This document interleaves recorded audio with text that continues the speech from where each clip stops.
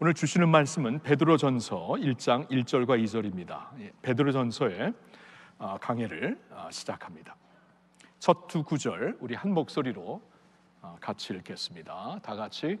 예수 그리스도의 사도 베드로는 본도, 갈라디아, 갑바도기아, 아시아와 비두니아에 흩어진 나그네 곧 하나님 아버지의 미리 아심을 따라 성령이 거룩하게 하심으로 순종함과 함께 예수 그리스도의 피 뿌림을 얻기 위하여 택하심을 받은 자들에게 편지하노니 은혜와 평강이 너희에게 더욱 많을지어다. 아멘. 자, 금년의 표 우리 한번 다시 외쳐보겠습니다. 다 같이. 복음의 산 증인들. 자, 그럼 우리가 복음의 산 증인들로 산다는 것이 과연 무엇인가? 그리고 이렇게 살기 위해서 우리에게 꼭 필요한 신앙은 무엇인가? 특별히 금년에 이제 표를 중심으로 베드로 전서를 우리가 같이 보면서 이렇게 살면은 아무리 우리의 환경이 힘들고 우리의 삶이 혼란한 상황 가운데 있을지라도 복음의 산 증인들로 살 수 있구나라고 우리가 깨닫게 될 것입니다. 여러분, 특별히 베드로 전서를 선택한 이유 중에 하나는 여기 그 서론에 편지의 그 앞부분에 나와 있듯이 흩어진 나그네들에게 주신 말씀이기 때문입니다. 여기 이제 그 1절에 보면은 본도, 갈라디아, 갑바도기아, 아시아와 비두니아에 흩어진 나그네들이라고 이 서신서를 받는 자들을 가리키고 있는데 이게 굉장히 좀 의미가 깊죠. 다른 편지서에서는 이제 누구에게 보낸다. 뭐 디모데면 디모데, 빌레몬은 빌레몬, 아니면 어떠한 교회들에게 보낸다. 이런 식으로 편지가 시작되고 있는데 베드로 전서만큼은 이렇게 흩어져 있는 나그네들에게 편지를 보낸다라고 말씀을 하고 있어요. 굉장히 좀 독특하죠. 여러분 한번 생각을 해보세요. 나그네 그러면은 이제 그 지역에서 뿌리를 내리고 주인으로 살 수 없는 자들입니다. 지나가는 자들이에요. 어떻게 보면 오늘날 난민과 같은 자들이죠. 그런 자들에게 편지를 보낸다. 그러면은 이 편지를 받고 있는 사람들은 굉장히 좀 이 세상에서의 삶이 지금 힘들었을 겁니다. 나름대로 힘들고 어렵고 참 막막하고 앞이 안 보이고 그런 삶이었을 거예요. 그런데도 불구하고 그런 자들을 향하여서 물론 위로의 말씀, 격려의 말씀이 있지만 이 전체적인 이 베드로 전서의 말씀은 강력한 도전의 말씀입니다. 그 가운데서도 너희에게 주어진 거룩한 정체성이 무엇인가를 확실하게 말씀해 주시면서 그 정체성 안에 흔들리지 않는 믿음을 갖고 살라라는 메시지가 되는 것이죠. 여러분, 이렇게 이곳으로 흩어진 자들은 과연 누구였을까요? 물론 여러 가지 해설이 있겠지만 아마도 그곳으로 흩어진 자들은 믿음 때문에 그쪽으로 이제 도피한 자들이 꽤 많았을 겁니다. 역사를 보아도요, 이제 예루살렘에서 시작된 교회, 예수 그리스도의 교회가 예루살렘 교회에서 시작이 되었죠. 거기서부터 시작하여 온 유대로 퍼졌고 사마리아로 퍼졌고 그 다음에 이제 그 옆에 있는 나라들로 퍼졌는데 이스라엘의 바로 위에 있는 시리아 지역, 오늘날 시리아 그리고 조르단, 요르단까지 다 합해가지고 이쪽으로 자연스럽게 복음이 이제 뻗어나간 것입니다. 근데 그곳에서 그러니까 먼저 예수님을 믿는 자들이 막 생겨났는데 한때 이제 강력한 그 핍박의 바람이 불었어요. 핍박의 바람이 불으면서 이제 더 이상 그곳에 남아 있을 수 없었던 팔레스타인의 크리스천들 또 시리아의 크리스천들이 어디로 갔냐면은 오늘날 트리키에 북쪽으로 가서 오늘날 트리키예의 내부 지역으로, 그러니까 그 당시에는 소아시아 지역으로 그들이 도피를 했던 것입니다. 그게 바로 이제 오늘 나와 있는 본도, 갈라디아, 갑바도기아, 아시아와 비두니아가 되는 것이죠.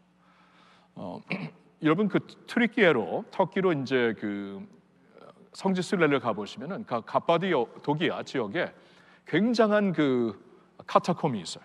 그러니까 옛날에 크리스천들이 그 핍박을 피해 가지고 그곳으로 와서 그곳은 이제 화산이 터져 갖고 이 땅이 금방 팔 수 있는 곳인데 그곳을 깊이 파고 들어가서 이 그 땅 속에 살았던 크리스천들의 흔적이 아직도 남아 있습니다. 굉장히 흔적이 길고 넓고 깊어요. 그래서 그곳에 가서 이제 한때 우리 믿음의 선조들이 이렇게 믿음을 지키면서 주님을 바라보고 살았구나. 햇빛을 보지 못하면서 여기서 살더라도 끝까지 믿음을 지키려는 사람들이었구나. 그런 것을 생각할 때 이 성지순례를 갈 때마다 가슴이 울컥해요. 울컥하고 참 굉장한 은혜가 있습니다. 근데 그런 것을 봤을 때 바로 이 지역이거든요. 그러니까 믿음 때문에 흩어진 주님의 백성들에게 편지를 주고 있는 것입니다. 근데 이 편지를 쓰면서 베드로는 가장 먼저 무슨 말을 전하고 있냐 하면은 너희들은 하나님의 택하신 자들이다라고 말씀을 전하고 있어요. 자, 이것이 우리나라 번역에는 그대로 와닿지는 않습니다. 우리나라가 이제 이 말씀을 번역하기 위해 문법상으로 지금 쭉 이 너희는 택하심을 받은 자들을 어디에 쓰냐 하면은 2절 하반에 가서 쓰고 있어요. 그렇죠? 택하심을 받은 자들에게 편지하노니. 근데 사실 이 그 단어는 제일 앞부분에 있어요. 그래서 원어 그대로 읽는다면은 이 편지는 이렇게 시작됩니다. 나 베드로 사도는 택하심을 받은 자들에게, 택하심을 받은 너희에게, 곧 이 땅에 흩어져 있는 너희에게 편지한다, 이렇게 쓰고 있어요. 가장 먼저 강조하는 것이 너희들은 비록 흩어져 있는 백성들이지만 세상의 관점에서 보면은 나그네와 같은 사람들, 난민과 같은 사람들이지만 하나님의 관점에서는 너희는 택하심을 받은 자들이다. 이것을 가장 먼저 강조하면서 편지를 쓰고 있는 거예요. 원어로 보니까 이게 확 오는 거 있죠. 그렇죠? 가장 먼저 택하심을 받은 자. 얼마나 놀라운 그러한 명칭입니까? 그리고 정체성입니까? 그러니까 이 처음부터 이 그 베드로 사도는 성도들에게 세상의 관점에서 자신을 보지 말고 하나님 관점에서 너의 자신을 보아라 라는 강력한 메시지를 주시고 있는 거예요. 여러분은 과연 어떠합니까? 우리 자신을 어떻게 보시나요? 이 세상에 살면서 세상의 관점으로 내가 성공했나 성공하지 못했나, 출세했나 출세하지 못했나, 그것이 나를 바라보는 정체성입니까? 하나님은 아니라고 해요. 너희는 세상의 나그네다. 지나가는 사람들이다. 지나가는 사람들이 세상이 모든 것처럼 생각하면서 살지 말아야 된다. 너희는 하나님의 택하심을 받은 백성들이다 라고 말씀을 하시는 거예요. 지금 LA에서 굉장히 산불이 일어나고 있죠. 지금 LA에 저의 그 아이들 중에 둘째와 셋째가 살고 있기 때문에 지금 어떻게 되는가, 여러분은 뭐 관심 없겠지만 뭐 저는 관심이 많습니다. 네, 관심 있겠죠. 오늘 아침에도 오늘 한 장로님이 어떠시냐고 이렇게 문자를 보내주셨고 감사해요. 근데 저희 이제 둘째 딸과 그 가족의 경우에는 조금 그래도 한 40km 정도 떨어진 곳에 있기 때문에 괜찮아요. 그 공기 오염 말고는 뭐 이렇게 특별히 위험한 지역은 아닙니다. 그러나 막내의 경우, 찬일의 경우에는 걔가 지금 살고 있는 지역이 한 그 불이 아주 가장 크게 난 곳에서 한 2km 떨어져 있어요. 그러니까 대피 준비 지역입니다. 그러니까 어느 때라도 대피 명령이 나오면은 그냥 가야 돼요. 그냥 갖고 있는 거, 준비한 거 그냥 갖고 가볍게 해서 그냥 가야 돼요. 지금 뭐 혼자 살면서 큰 개를 키우고 있기 때문에 개하고 같이 가야 됩니다. 그러니까 이 친구 그 전화해서 물어보니까 지금 준비하고 있고 이제 개를 데리고 이제 이름이 테리인데 테리를 데리고 이렇게 갈 건데 차가 없으니까 뭐 주위에 있는 이웃 중에 차 있는 분에게 부탁을 해서 이제 개를 싣고 자기도 타려면은 어느 정도 이제 짐이 미리 준비돼야 되고 하여튼 가볍게 떠나야 됩니다. 저는 그 말을 들으면서 이제 그럼 조심하라, 이제 기도하겠다 하면서 전화는 끊었지만 그런 생각을 해봤어요. 우리가 지나가는, 세상에 지나가는 나그네구나. 언제라도 주님이 부르시면 우리 가야 되는구나. 갈 준비를 해야 돼요.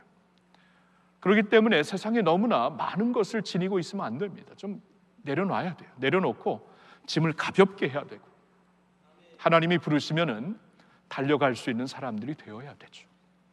그러면서 하나님은 우리에게 너희는 거룩한 나그네, 하나님의 택하신 백성, 곧 거룩한 나그네. 거룩한 나그네가 불쌍하고 별 볼 일 없고 세상에서 별 볼 일 없는 사람들이 아니라 그런 나그네의 어떠한 정체성이 있기 전에 하나님의 택하심을 받은 나그네다. 완전히 다르죠, 뉘앙스가. 하나님의 택하심을 받은 자, 곧 이 세상에 흩어진 자, 나그네다. 그러니까 이 정체성을 가지고 늘 살라. 자부심을 갖고 살라. 세상의 관점에서 자신을 보면서 스스로 쪼그라지지 말라. 하나님의 택하심을 받은 자들로서 담대하게 당당하게 살다가 정말 아름답게 살다가 주님이 부르시면 갈 준비를 항상 해야 된다. 이제 그런 말씀을 주시고 있는 것이죠. 저는 그래서 이 말씀으로 이제 오늘 이 베드로전서 이 강해를 시작하고 싶은데, 이렇게 하나님의 택하심을 받은 자들에 대해서 조금 더 구체적으로 생각하면서 말씀을 이어가고 싶습니다. 가장 먼저 하나님의 택하신 자들에 대해 이런 말씀을 하시죠. 하나님 아버지의 미리 아심을 따라. 하나님 아버지의 미리 아심을 따라. 그렇게 나와 있죠. 2절에 곧 하나님 아버지의 미리 아심을 따라. 그러니까 저와 여러분들은 이 세상에서 어떠한 상황, 어떠한 기준으로 살고 있든지 하나님의 미리 아심을 따라 선택을 받은 자들이다. 택하심을 받은 자들이다, 그 말이에요. 이 세상에 우연히 태어나서 우연히 살다가 우연히 지나가는 자들이 아니라는 것입니다. 하나님의 택하심을 받은 자들. 여러분, 지금 이 편지를 받고 있는 수신자들의 경우에는 그런 생각을 충분히 할 수 있었겠죠.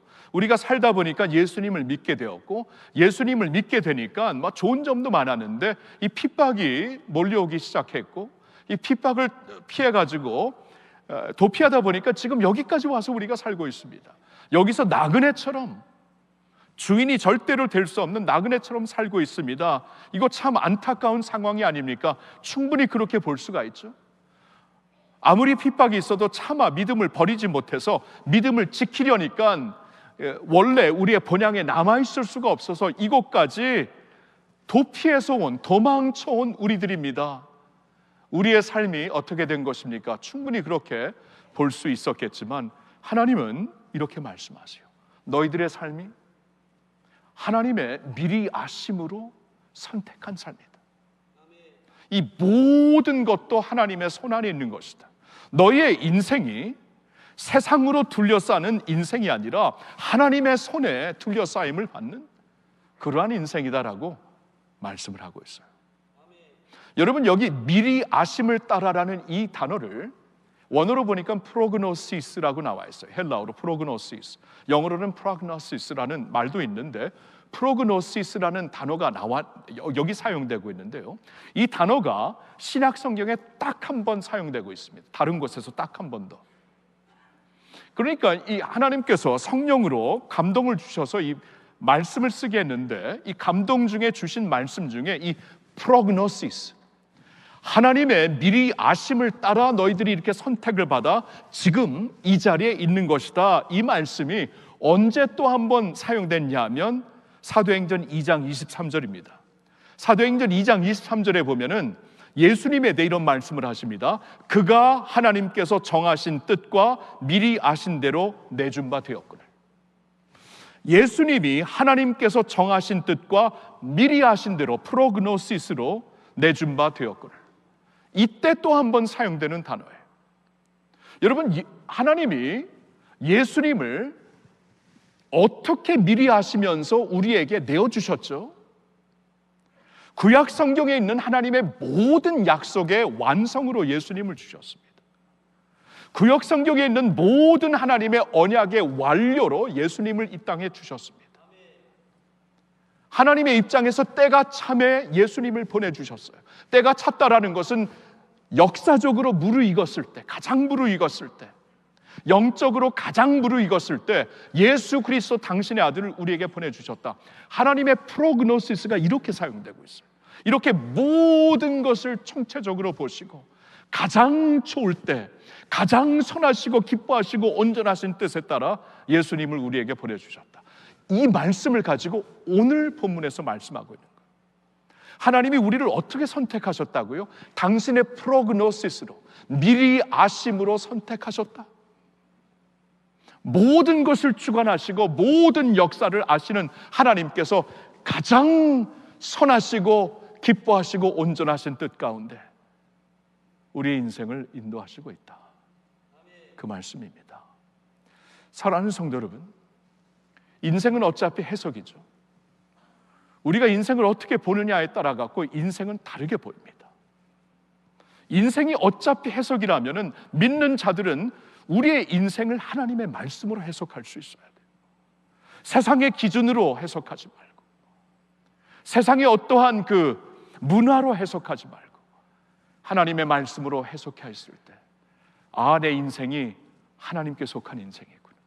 아무리 힘들고 어렵지만 하나님의 프로그노시스, 미리 아심에 따라 내가 이 세상에 태어나 예수님을 믿게 되고 주님을 위하여 지금까지 살게 되는 것이구나.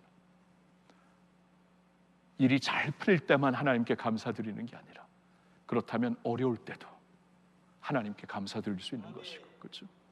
우리를 향한 하나님의 생각은 재앙이 아니라 평안이요, 너희에게 미래와 희망을 주려는 것이다 말씀을 하시고 있잖아요.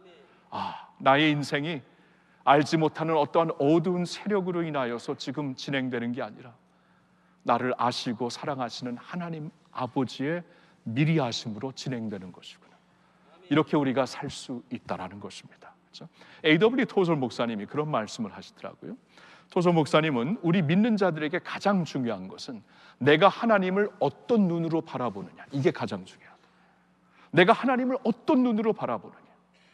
하나님이 진정 선하시고 나의 아버지가 되시고 나의 구원자가 되시고 나에게 미래와 희망을 주시는 하나님으로 보신다면 모든 상황이 하나님의 희망으로 보이는 것이에요. 하나님을 어떻게 보느냐, 이게 다입니다.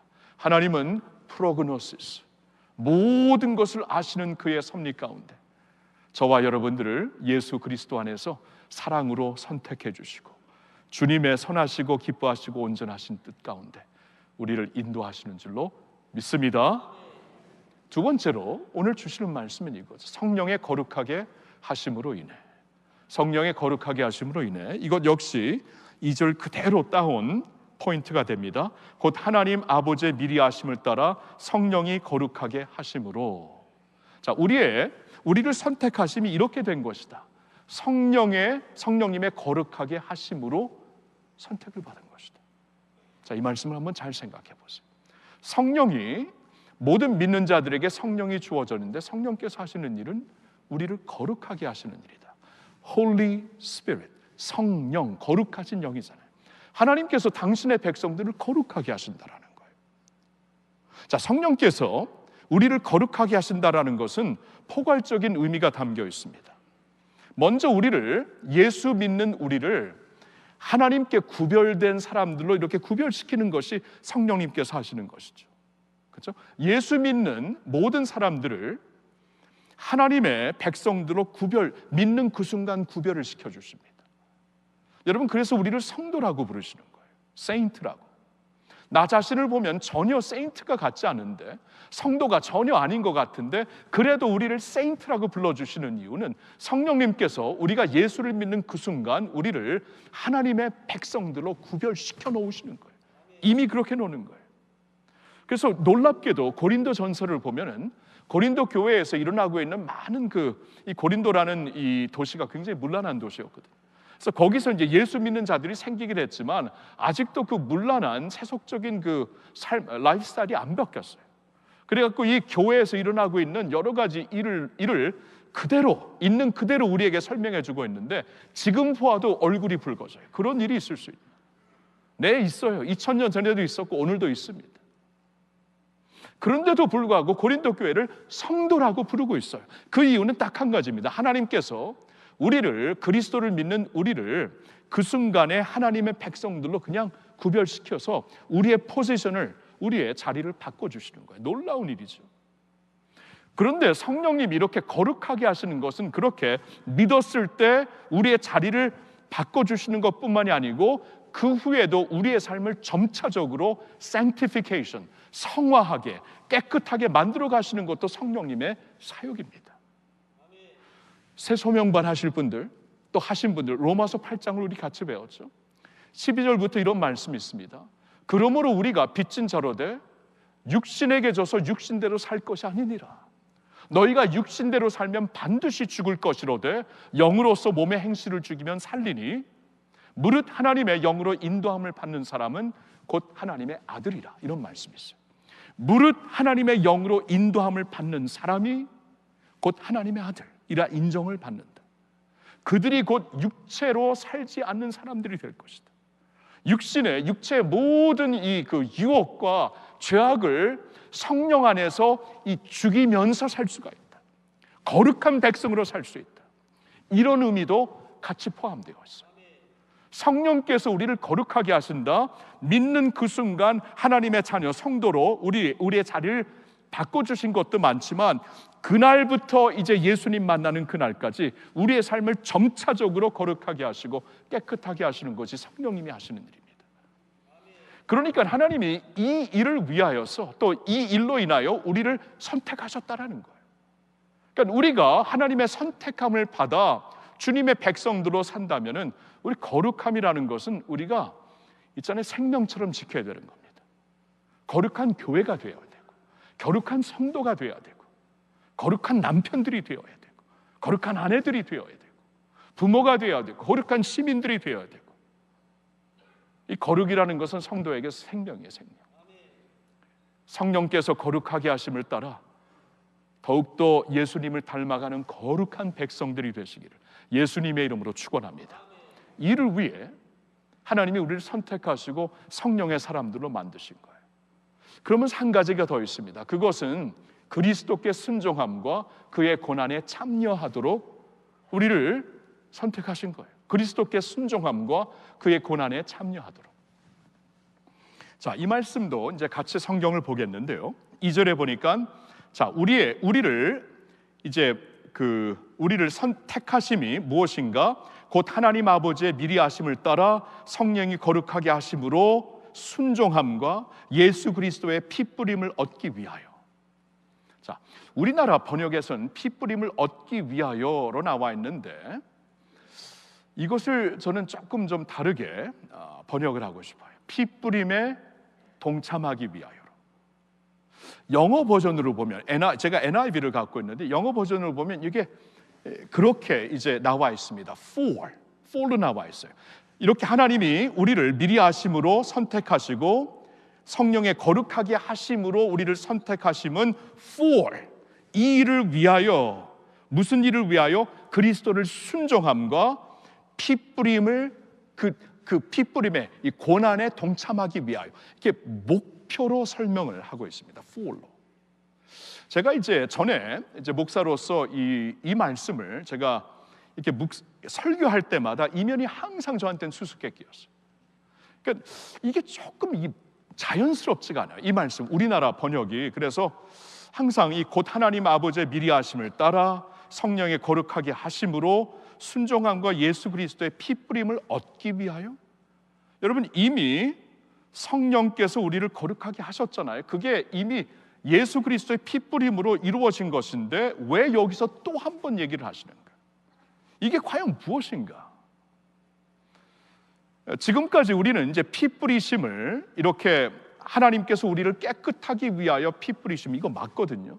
그렇게 해서 이제 우리를 깨끗하게 하셨는데 이미 성령께서 예수의 십자가 보혈로 그렇게 성결케 하신 것을 말씀하셨기 때문에 여기서 또 한 번 이것을 되풀이하는 것보다는 그 자리로 나가라고 말씀하시는 것이구나. 이렇게 우리가 번역을 할 수가 있어요. 원어를. 그 원어를 그래서 이번에 좀 봤는데 거기에 이제 이 말씀에 전치사가 하나 있어요. 전치사. 아이스라는 전치사가 있는데 이 아이스라는 전치사를 어떻게 해석할 수 있냐면 근원으로 해석할 수 있고 목표로도 해석할 수 있고 둘 중에 하나예요. 만약에 그 아이스를 근원으로 해석을 한다면은 이런 것이죠. 예수 그리스도의 피 뿌림을 얻어서 성령의 거룩하게 하심을 받게 되었다. 이 그리스도의 피 뿌림이 근원이 되어서 성령의 거룩하심을 받다. 이렇게 우리가 해석을 할 수 있지만 만약에 그 전치사를 근원으로 해석하지 않고 목표로 해석하신다면 우리가 성령의 이 거룩하게 하심을 받아 그 목표가 무엇인가? 그리스도께 온전히 순종하며, 그리고 그리스도의 피 뿌림의 자리까지 나가도록, 피 뿌림에 동참하도록. 이 피 뿌린다는 것이 얻는 것도 맞지만, 그 얻어서 우리가 성결케 되는 것도 많지만, 예수님의 피 뿌리심에 동참하는, 십자가의 길을 걸으면서 주님과 함께 고난을 마다하지 않는 그러한 말씀으로도 충분히 볼 수가 있는 것이죠. 그리고 특별히 이 그 베드로 전서의 그 흐름을 보면은 이게 훨씬 더 자연스럽습니다.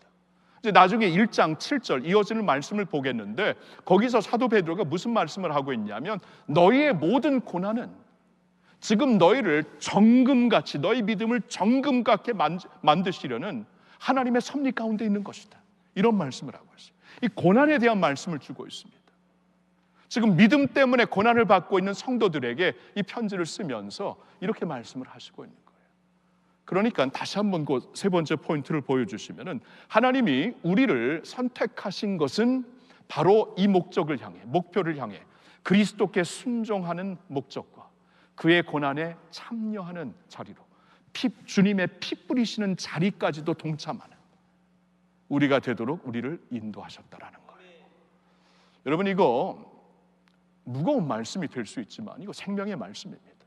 예수님이 그러셨죠. 나를 따라오려거든 십자가를 지고 따라라. 여러분, 예수님을 따르는 다른 길 없어요. 우리는 보통 예수 믿고 내가 잘 되고 잘 살고 복 받고 편리하고 행복하고 그런 것을 우리가 보통 따르고 그것 외에는 다른 것을 못 보고 있어요. 근데 분명히 예수님 말씀하셨습니다. 너희가 나를 따르려면 내 십자가를 지고 나를 따르라. 내가 가는 길은 좁은 길이다. 좁은 길을 가라고 우리를 부르신 것이에요. 근데 좁은 길이라도 그게 생명의 길이라면 우리는 가야 되는 게 아닙니까? 그렇죠? 좁은 길이라도 그게 예수를 따르는 길이라면, 예수님을 따르는 길이라면 우리는 기꺼이 감격하면서 그 길을 걸어야 되지 않겠습니까? 그 말씀을 분명히 하셨어요. 예수 믿고 잘 되고 잘 살고 행복하고 이것이 우리가 바라는 복음에 달하면은 우리는 성경의 말씀 전체를 받아들이지 못하는 사람이에요. 성경 말씀의 전체를 받아들일 수가 없는 사람들. 베드로 전서도 이 고난 가운데 있는 백성들에게 주신 말씀인데, 고난에서 너 이제 금방 나올 거야, 이러한 말씀이 아니라 그 고난에 하나님의 섭리와 하나님의 뜻이 무엇인가를 우리에게 알려주시기 위해 주신 말씀인데, 그러니까 그 가운데서 강건하여라, 생명의 길이다, 이게 생명의 길이고 구원의 길이고 하늘의 길이고 예수의 길이다 말씀하시고 있는데, 이런 복음을 절대로 받을 수가 없어요. 우리가 믿는 복음이 내가 잘 되고 잘 사는 것만으로 끝난다, 절대로 아닙니다. 그런 복음 가르치지 않았어요. 십자가의 복음을 우리에게 가르치셨습니다. 십자가를 지고 따르라. 그래도 생명의 길이 여기 있다, 그래도 의미 있는 길이 여기 있다. 주님을 따라 사시기를 예수님의 이름으로 축복합니다. 그래서 지금 제가 말씀드린 3포인트를 이렇게 좀 정리를 할 수가 있겠어요. 우리를 택하심은 하나님 아버지의 미리 하심을 따라 성령님께서 우리를 거룩하게 하심으로 인하여, 그리고 그리스도께 순종함과 그의 고난에 참여하도록, 이 세 가지를 우리에게 말씀하고 있어요. 자, 계속 보면 잠시 좀 마음에 새겨보세요. 저와 여러분들을 예수 그리스도 안에서 하나님이 택하신 이유는, 택하신 그 목적은 하나님 아버지의 미리 아심을 따라, 우연이 아니에요. 하나님의 프로그노시스, 선하시고 기뻐하시고 온전하신 뜻 안에서 이루어진 것이고, 또 그것은 성령님께서 우리를 거룩하게 하심을 위하여서, 그리고 인하여서, 거룩이 빠지면 우리의 믿음은 아무것도 없는 것입니다. 그리고 그리스도께 순종함과 그의 고난에 참여하도록. 자, 이 말씀이 오늘 주시는 말씀인데, 이 말씀을 가지고 제가 몇 가지 적용 포인트를 드리면서 말씀을 오늘 한번 정리하고 맞춰보겠습니다. 첫 번째 적용 포인트는 이겁니다. 우리는 사랑받고 있는 자들입니다. 견고하십시오. 저와 여러분들은 사랑받고 있어요. 하나님이 미리 아시고 선택하신 분들입니다. 그렇죠? 하나님의 사랑, 우리를 택하사 사랑으로 우리를 정하시고 택하셨다라고 말씀하고 있습니다. 사랑받고 있는 자들이에요. 세상의 어떠한 세력에 끌려가는 인생이 아니라, 세상의 어떠한 팔자에 끌려가는 우리의 어떤 운명이 아니라, 하나님의 사랑 가운데 우리를 택하시어서 그리스도 예수 안에서 우리를 구원하셨다라는 거예요. 사랑받고 있는 자들입니다. 우리 사랑받고 있으면 견고하지 않습니까? 여러분, 자녀들을 보면은요, 아무리 잘 사는 집에서 먹을 것, 입을 것 참 그냥 탑으로 사는 아이들도 사랑받지 못하면 정서가 불안해요. 그러나 비록 힘들고 어려울지라도 부모에게 사랑받고 가족에게 사랑받는 아이들은 굉장히 밝습니다. 여러분, 아무리 우리의 삶이 힘들어도 우리가 사랑받고 있는 자들이라면 우리 견고할 수 있는 게 아닙니까? 저와 여러분들은 사랑받고 있는 자들이, 누가 뭐래도 사랑받고 있어요. 하나님의 사랑의 대상들입니다. 그러니 하나님의 그 사랑 안에서 늘 강건하시고 세상이 흔들리고 내 환경이 힘들지라도 견고하실 수 있기를 예수님의 이름으로 축원합니다. 두 번째 적용 포인트는 우리는 거룩한 백성입니다. 다르게 사십시오. 우리 거룩한 백성들이에요. 지금 우리가 나그네로 사느냐 아니면 주인으로 사느냐, 이게 중요한 게 아니라 그곳에서 거룩하게 사느냐, 이게 중요하다라는 거예요. 그래서 베드로는 지금 리마인드 하고 있는 거예요. 이 성도들에게 이걸 알려주는 거예요. 하나님께서 너희를 택하셨을 때 성령의 거룩하게 하심으로 또 그 일을 위하여서 택하신 것이다라고 말씀을 하고 있는 것이에요. 우리는 거룩한 백성입니다. 이걸 잃으면 다 잃게 되는 것이에요. 교회도 이걸 잃으면 다 잃게 되는 것입니다. 여러분, 우리가 교회에 대해 신앙 고백을 할 때 사도신경에서 뭐라고 신앙을 고백하죠? 거룩한 공회를 믿사오며, 거룩한 공교회를 믿사오며. 교회에 대해 우리가 믿음을 고백할 때 두 가지를 고백합니다. 교회는 거룩한 것과 공적, 이 공교회라는 것, 이 세계적인 교회라는 것, 이 두 가지를 잊지 말라는 것이죠. 제일 먼저 거룩한 교회. 다른 면에서 모자라도 됩니다. 다른 면에서 부족해도 됩니다. 그러나 거룩함은 우리의 생명입니다. 거룩한 교회, 세상과 좀 다르게 사는 교회가, 그리고 그러한 성도들이 될 수 있기를 예수님의 이름으로 축원합니다. 세 번째 적용 포인트는 이것이, 우리는 십자가의 사람들입니다. 한 길을 가십시오. 십자가의 사람들이에요. 여러분, 십자가의 길, 생명의 길을 하나님께서 허락하셨기 때문에 이 한 길을 가는 사람들입니다. 다른 길 없어요. 다른 복음 없습니다. 다른 복음 때문에 약해진 우리 자신이 아닐까요? 다른 복음 때문에 세상이 추구하는 복음이 우리가 받아들이는 복음이 되어서, 예수님의 복음과는 다른 복음을 받아들이게 되어서 오늘날 현대교회가 약해진 것이 아닙니까? 아니, 우리는 십자가의 사람들입니다. 주님의 십자가를 사랑하고 주님의 길을 묵묵히 같이 걸을 수 있는 사람들이어야 합니다. 사랑하는 성도 여러분, 우리가 믿음 때문에 아무리 인생이 불편해지고 힘든 일이 있더라도, 믿음 때문에 인생이 불편해진 거라면 우리 감사하고 기뻐합시다. 이게 생명의 길이에요. 먼저 그 나라와 그의 의를 구하면서 우리가 희생되는 것이 있을지라도 그런 의미에서 희생되는 것이라면 우리 감격하고 기뻐합시다. 우리 믿음의 선조들이 다 이렇게 살았어요. 이 편지를 쓰고 있는 사도 베드로도 나중에 로마의 큰 핍박의 바람이 불었을 때 네로 황제 밑에서 십자가에 거꾸로 매달려 죽었습니다. 여러분, 다 이렇게 살았어요.